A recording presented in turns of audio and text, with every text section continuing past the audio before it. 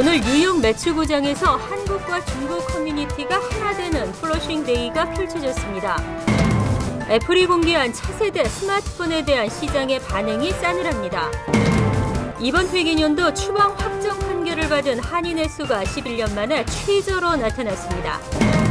앞으로 푸드스탬프로는 정크푸드를 구매할 수 없게 될 전망입니다. 전세버스에 대한 뉴욕주의 단속이 대폭 강화됩니다. 이상은 이 시각 주요 뉴스입니다. 여러분 안녕하십니까? KBN 뉴스입니다. 오늘 뉴욕 매추구장에서는 한국과 중국 커뮤니티가 화합되는 의미 있는 행사가 열렸습니다. 퀸즈 한인회와 플러싱 중국인 상인 번영회가 공동 개최한 플러싱 데이인데요. 아시안의 문화를 알릴 수 있는 축하 공연이 열려 경기장을 찾은 관중들의 눈길을 끌었습니다. 금홍기 기자가 취재했습니다. 뉴욕 매치구장에 들어서자마자 갑돌이와 갑순이가 경기장을 찾은 관중들을 반깁니다. 뉴욕 매치와 워싱턴 내셔널스의 경기 전에 열린 플러싱 데이 행사에서는 태권도 시범단이 화려한 발차기와 품새를 선보이며 경기장의 열기를 더했습니다. 퀸즈 한인회 유재봉 회장은 플러싱 데이는 중국 커뮤니티와의 화합과 경기장을 찾은 관중에게 아시안 문화를 선보이기 위해 이번 행사를 공동 개최하게 됐다고 밝혔습니다. 이 행사를 통해서 우리 한인 상권들을 좀 더 널리 알리고 또 한국을 알리고 또 우리 한국의 태권도를 알리고 또 한국의 고전 무용을 알리는 이런 시간이 되겠습니다. 한편 한국관광공사 뉴욕지사도 플러싱 데이와 코리안 헤리티지 나이트 행사 등을 후원하며 한국 알리기에 바쁜 모습입니다. 한국관광공사 뉴욕지사는 유현진 선수와 추신수 선수 등 한인 메이저리거가 출전하는 경기에 맞춰 플러싱 데이나 코리안 헤리티지 나이트 행사를 열어 한국을 효율적으로 알리는 방안을 모색 중이라고 밝혔습니다.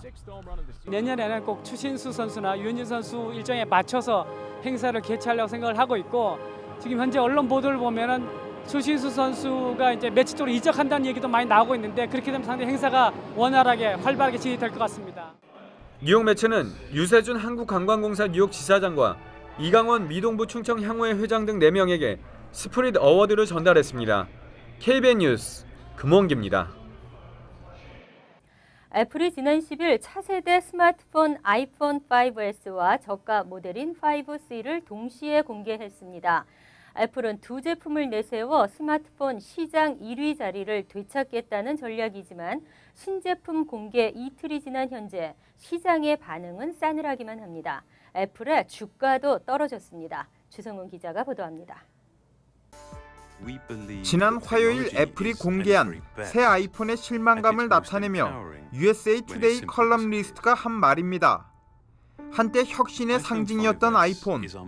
하지만 스티브 잡스가 세상을 떠나고 팀 쿡 체제에서 처음으로 선보인 아이폰 5는 혁신적이지 못하다는 혹평을 받았고, 이번에 나온 아이폰 5S와 5C도 혹평을 받으면서 시장에서는 더 이상 애플의 혁신을 기대해서는 안 되는 것 아니냐는 목소리도 나오고 있습니다.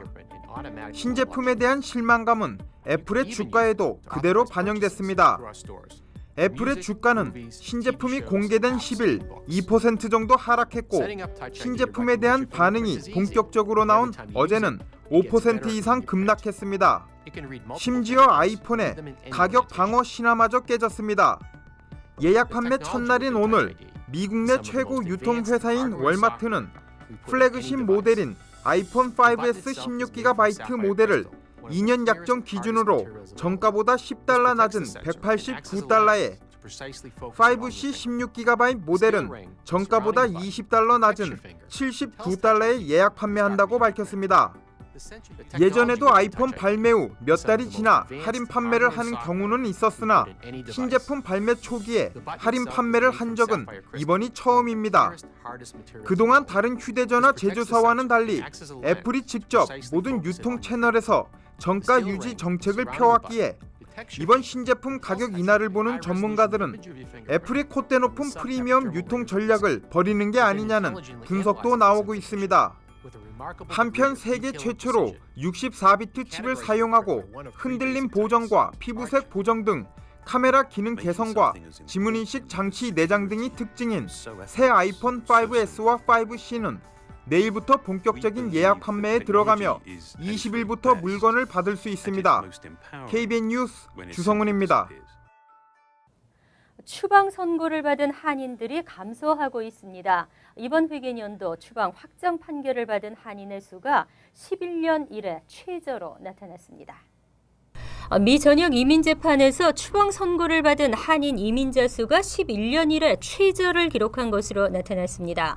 시라큐스 대학 사법정보센터가 어제 공개한 이민 추방 재판 현황에 따르면 지난해 10월 1일부터 올 8월 31일까지 추방 소송이 종결된 한인 이민자는 모두 811명인 것으로 나타났습니다.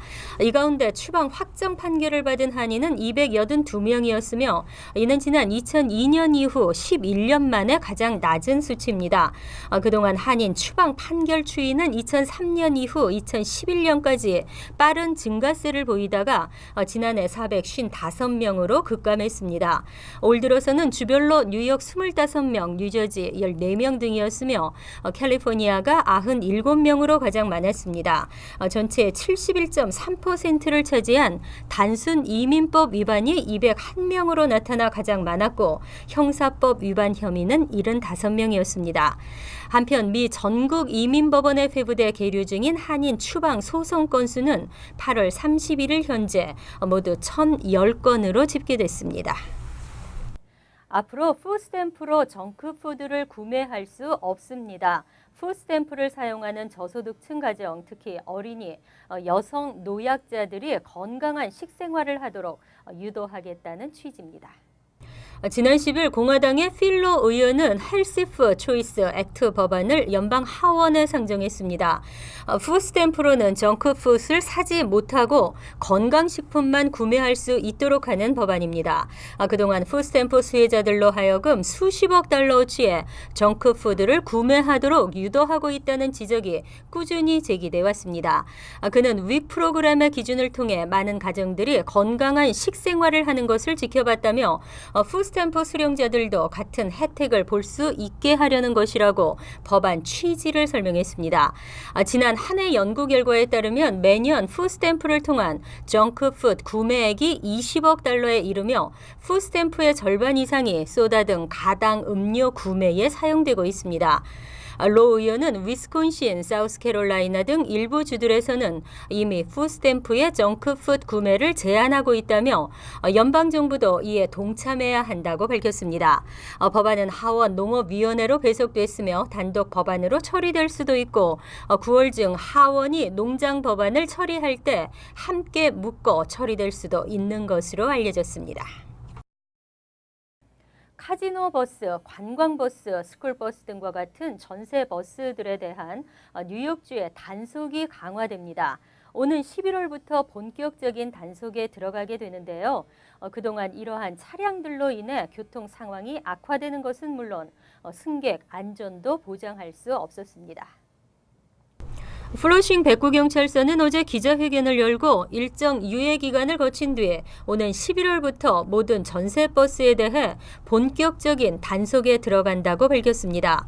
뉴욕시에서 다른 도시를 운행하는 전세버스는 반드시 뉴욕시 교통국으로부터 퍼밋을 받아야 합니다. 퍼밋은 버스 운영업체 이름과 정원, 승객들을 태우고 내릴 수 있는 장소가 명시되어 있습니다. 허락된 장소가 아닌 곳에 승객을 태우거나 내려주다 적발되면 $500의 벌금이 부과됩니다. 퍼밋이 없이 운행했을 경우에도 마찬가지 $500의 벌금이 부과됩니다. 피터구 의원실의 조은진 보좌관은 그동안 무분별하게 고객을 태우고 내리는 버스들로 인해 혼잡한 플러싱 다운타운 교통 상황이 이번 규정 강화로 조금이나마 개선될 수 있을 것이라고 말했습니다. 한편 백구경찰서는 전세버스 운영업체와 피터구 뉴욕시 의원과 모임을 열어 이번 규정 강화에 대해 자세히 설명할 예정입니다. 소수의 부호, 마이너스 잔고를 염려하는 대다수의 사람들, 빈부격차는 미국뿐 아니라 전 세계적으로 문제가 되고 있는데요. 시간이 갈수록 확대되고 있다는 것이 문제입니다. 지금의 빈부격차는 대공황기 직전인 광란의 1920년대 이후 가장 큰 것으로 조사됐습니다. AP통신은 지난 10일 US 버클리, 프랑스 파리 경제학교, 영국의 옥스퍼드대 등 세계 대학 경제학자들이 1913년부터 지난해까지 미 국세청에 자료를 분석한 결과를 발표했습니다.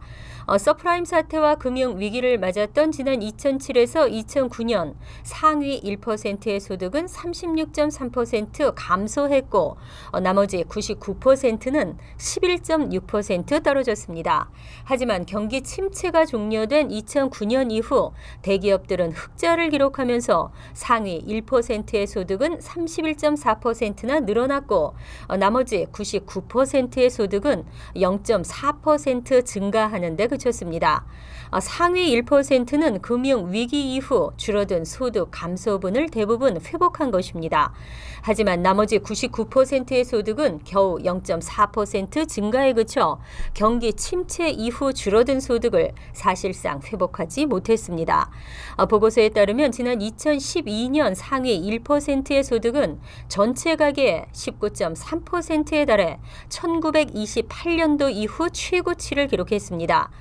또 상위 10%의 소득 비율은 절반에 가까운 48.2%를 차지했습니다. 나머지 90%가 50% 정도의 소득을 나눠 가진 셈입니다. 지난 2009에서 2012년 동안 상위 1%가 전체 소득 증가분의 95%를 차지했으며 이들의 가계소득 비중은 미 전체 가계소득의 20%를 넘어섰습니다. 대공황기 직전 미국의 증시 거품이 최고조에 달했던 1928년 이래 최대 수준입니다. 자녀의 학교 출석 현황에 큰 변화가 생긴다면 탈선을 의심할 수 있습니다. 전체 학생의 10%가 10% 이상의 수업일에 결석하는 것으로 나타났는데요. 뉴욕주 정부가 상습적으로 결석하는 학생들을 줄이기 위한 캠페인에 나섰습니다. 앤드류 쿠오모 주지사는 지난 10일 모든 학생 출석하기 캠페인을 시작한다고 발표했습니다. 쿠오모 주지사는 학생들에게 양질의 교육을 제공하기 위해서는 학생들이 매일 교실로 나오도록 해야 한다며 취지를 밝혔습니다. 주정부 산하 아동가정위원회가 주도하는 이번 캠페인은 주로 고등학생을 주 타깃으로 합니다. 부모들에 대한 교육을 강화하고 각 학교가 상습 결석생들을 파악해 그 학생과 가족들을 도울 수 있는 방안도 모색합니다. 결석일이 많으면 자연스럽게 읽기 능력 등에서 뒤처지게 되고 대체로 가난한 지역 출신 학생들의 결석률이 높은 것으로 보고됐습니다. 6학년생의 경우 상습적으로 결석하면 졸업률이 떨어지는 것으로 파악됐습니다. 전문가들은 질병이나 통학 문제, 학업 성적 부진 등으로 인한 상습적 결석도 있지만 안전 문제나 왕따, 가족 문제 등도 학생의 출석에 영향을 미치는 것으로 분석했습니다. 교육 관련 시민단체 어텐던스 웍스의 헤디 장 디렉터는 상습적 결석은 고칠 수 있는 문제라며 학교, 커뮤니티, 가족들이 함께 결석을 감시하고 매일 출석하는 문화를 조성하며 출석을 가로막는 장애를 제거하는 데 힘을 합친다면 출석률은 향상될 것이라고 밝혔습니다. 최근 초바니 그릭 요거트 제품에 대한 리콜 소식을 전해드렸는데요. 초바니 요거트를 먹고 두통과 설사 등 증세를 호소하는 경우가 발생해 문제가 확산되고 있습니다. 초바니 측은 지난주 제품 중 5%가량 되는 요거트를 리콜한다고 밝혔습니다. 트윈폴스에서 생산된 제품 가운데 용기가 부풀어 오르는 등 곰팡이균으로 의심돼 리콜을 시행했습니다. 하지만 최근 식품의약청은 초바니 요거트를 먹고 몸에 이상이 생겼다는 신고 89건을 받았습니다. 신고된 증상은 대부분 두통, 설사, 메스꺼움, 경련 등입니다. 그러나 이 가운데 요거트와 직접적으로 관련이 있는 것으로 확인된 경우는 아직 없습니다. 한 신고자는 지난 8월 30일에 리콜된 초바니 블루베리 요거트를 먹었다며 먹은 뒤 2시간이 지나자 속이 안 좋아 병원에 갔다고 밝혔습니다. 신고자가 밝힌 증상은 설사와 구토 등입니다. 그는 초바니 요거트 때문이라고 믿는다고 말했습니다. 현재 식품의약청은 각 신고 사례를 자세히 살펴보고 있으며 초바니 측 또한 함께 케이스를 연구 중이라고 전했습니다. 뉴욕주가 주요 담배 회사들로부터 10년 만에 배상금을 받게 됐습니다. 담배 회사들은 담배 협약에 따라 주요 의료시설에 2천억 달러, 뉴욕주에 9억 달러를 배상해야 합니다. 뉴욕주 검찰청은 중재위원회가 주요 담배 제조 회사들과 1997년 맺은 담배 협약에 따라 뉴욕주에 2003년 납부했어야 하는 9억 2천만 달러를 배상하라고 판결했다고 어제 밝혔습니다. 담배 협약은 미국의 4대 주요 담배 제조 회사와 200개 군소업체들이 2,460억 달러의 배상금을 25년에 걸쳐 52개 주의 의료시설에 배상하도록 하는 것을 골자로 합니다. 이유는 니코틴의 중독성을 알고도 비밀에 붙였고 니코틴을 더 잘 흡수시키기 위해 암모니아 등을 사용했다는 비밀 문건이 밝혀졌기 때문입니다. 뉴욕주도 담배 협약에 참여해 배상금을 받을 권리가 있었지만 담배 회사와의 분쟁으로 인해 배상이 지연돼 왔습니다. 에릭 슈나이더맨 뉴욕주 검찰총장은 이번 배상 결정으로 인해 주요 담배 회사들은 뉴욕주에 마땅히 냈어야 하는 납부금을 내게 됐다며 환영 의사를 밝혔습니다. 이상으로 KBN 뉴스를 마칩니다. KBN과 함께 즐거운 저녁 되시기 바랍니다.